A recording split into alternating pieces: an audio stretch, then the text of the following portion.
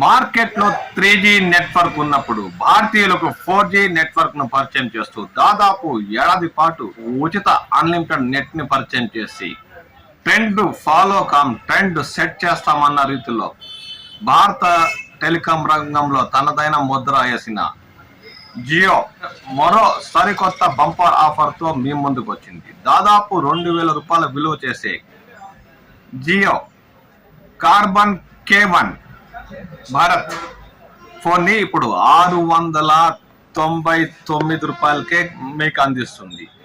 2000 MRP గల carbon K1 phone ను మీకు బంపర్ దసరా దీపావళి ఆఫర్ ని కంటిన్యూ చేస్తూ 699 రూపాయలకే అందిస్తుంది.